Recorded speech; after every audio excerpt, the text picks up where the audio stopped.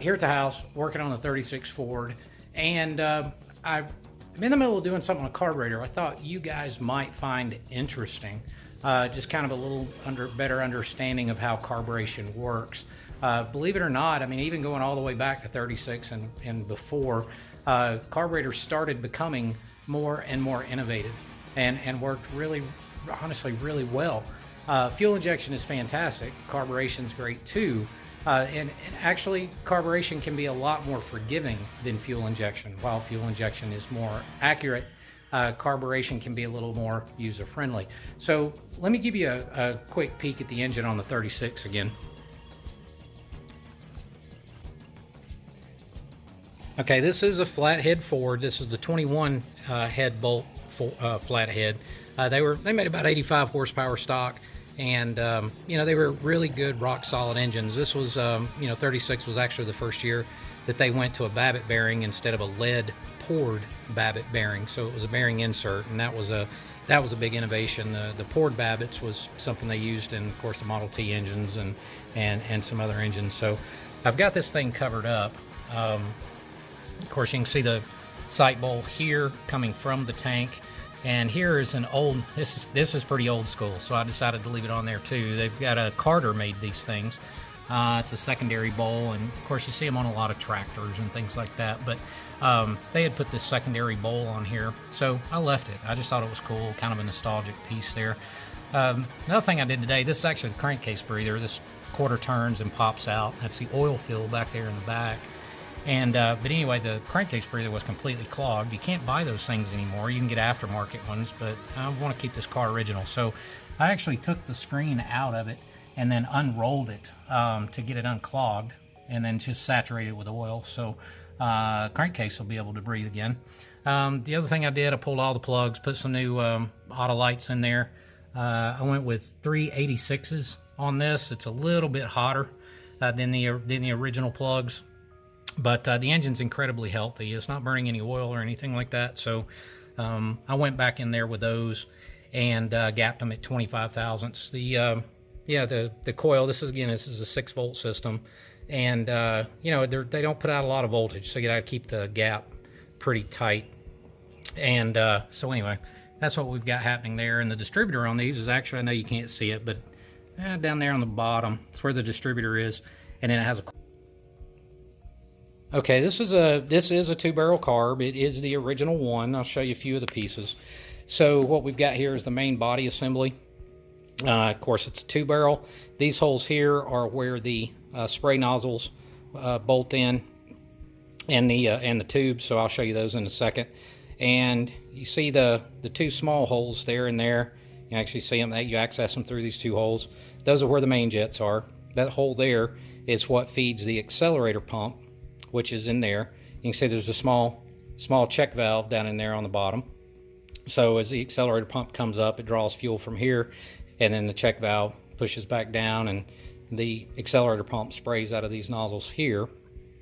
Typical aluminum body. I've obviously already cleaned this one up really good. You can see it's a 15/16 bore.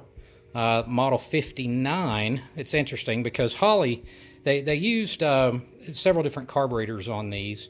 But Holley started making carburetors for Ford, and Ford called it the Model 59. But if you look up the Holley number, it's actually a Holley 94. That's what Holley called it. So anyway, so that's a neat little bit of history there. So the big hole that you have down here on the bottom is where the power valve goes. Now the car actually ran fantastic, and I'm shocked to see that it was as bad as what it was. I'll show you the power valve in a second. So what a power valve does, it's a diaphragm that pops up through here, and it draws engine vacuum from, see the little port that comes off to the left-hand side at about the 10 o'clock position. So it draws vacuum from the engine and opens up and almost acts like a secondary jet. So if you could imagine, like it's kind of like having a 4-barrel carb, but without the 2 extra venturi. So it literally is a secondary jet. So when it's under heavy load, drawing a hard vacuum, that power valve opens up and allows more fuel to go into the nozzles. So it's kind of a neat deal. So this is the top of the body here. Of course, that's your choke plate. Open this up. There's the choke plate. Nothing automatic about this old girl. And this is a spring-loaded flapper valve there. So if you have it, if you have it closed entirely, that can open up and give the engine a little bit of air, so it'll start, not completely flood out. This is the seat where the needle drops in to control the fuel level inside the bowl. This is the top part here where the accelerator pump shaft goes. So, and then of course that's the fuel inlet there. And then this is the base. These are your butterflies. All right. Now this area right here is where the power valve sets in. So when you have this area here, then this bolts to the top of it, and that's where the power valve is. So you'll see the hole, that tiny hole that's right there, on the other side, equalizes between the two venturi here, and that's where it's actually pulling the vacuum to operate the power valve. Now, again, this thing ran great, and it had some new parts on the inside of it. So someone had rebuilt this carburetor at some time, but they didn't understand how a power valve worked. So what they did is they put jets in it that were just way too big for this carburetor. So they oversized the jets to compensate for the lack of the power valve richening the fuel mixture. And what can actually, this is the interesting little tech tip here.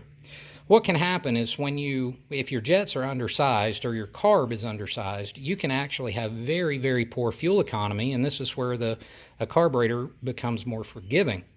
It can be running a bit lean, draw more vacuum, and actually pull more fuel, and be very, very inefficient. So proper jet sizing, and if you have a power valve or secondaries or something like that, sizing them correctly is pretty important. So again, they oversized these to compensate for the power valve that they didn't understand, and the power valve was completely clogged. And man, I just had to pull piles of dirt out of the carburetor body to open that port up. That vacuum port was completely clogged, and you can see here it was just full of rust. So, and that is the original power valve. So this has never been changed, despite what I'm sure has been multiple carburetor rebuilds. So that's the original one. So that explains why this thing was getting absolutely horrible fuel economy. So give you a couple ideas. You know, these are your idle mixture screws. This is the float. Now this was a big innovation, actually. Traditionally, what would happen if we see how the float sits in here, and this would be the front of the car. Excuse me, spin it around. This would be the front of the engine. This would be the rear of the engine. On the model carburetors previous to this, the float hung from the side. All right. Now, and what would happen with the float hanging on the side, then you would actually empty the bowl out under hard acceleration. So they moved the float to this side so that as the fuel, as you accelerate and the fuel rolled back, then the float itself would come up and allow the fuel back in and back out like that. So that's kind of a neat little tidbit on that model Holley. So what you've got here is the piston and accelerator pump assembly, of course the throttle linkage, and then these are your two accelerator pump nozzles. You can change these tiny nozzles here as well to get a little bigger squirt of fuel when you hit the gas. Plus you can also change the position. You can add some washers in here, and also the bottom of this linkage that's here, it ties into the throttle linkage. Let's see if I can show you that. Yep, here on the side of the throttle linkage, you see you have three different settings that would actuate the pump. So essentially, what you have here is what they call a half stroke, 3/4 stroke, and a full stroke. So at about 900 sea level, give or take. Number 2, the middle spot, would probably be perfect for me. Up north, it was interesting. Another little tidbit.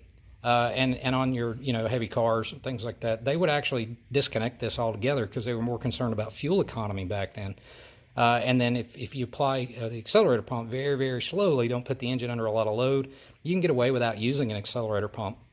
So that position 1, shorter stroke, would give you a little better fuel economy. Number 2 and 3 is more about really your altitude and your driving style. So I'll probably put it at about number 2.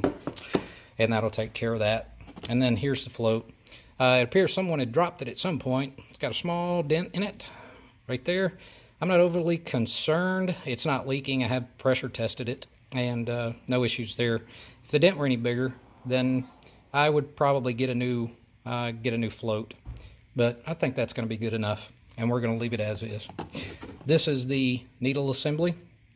This is what controls the fuel flow. So the combination of this piece here and the float and the seat I showed you in the other part actually works just like a plunger, or just like your float in your toilet. The float comes up, shuts off the fuel flow, level goes down, lets in more fuel, works back and forth. And these carburetors and these systems only work at about 2.5 to 3.5 psi, give or take, on the fuel pressure. So anyway, so that's the parts. So I was hoping to have this old girl back on the road today after getting carburetor rebuilt, but unfortunately, you guys aren't, and myself, we're all suffering from this pandemic thing that we're in. So unfortunately, there's been shipping delays and things like that. So for me to get the necessary parts I need, original NOS parts, they're coming out of Florida, and it's taken about 2 weeks to get them here. So packages, again, shipping been delayed and all that kind of stuff. So anyway, hope to have this thing going as soon as I get the parts. It shouldn't take too long, and then we'll do a behind the scenes on building the carburetor and then tuning it on the car. So hope you guys are taking care of yourselves. Again, thanks a million for your membership and being a part of what we're doing here. Is pretty cool to have you guys on board, and I really appreciate it. Have a great weekend. Take care of yourselves and each other.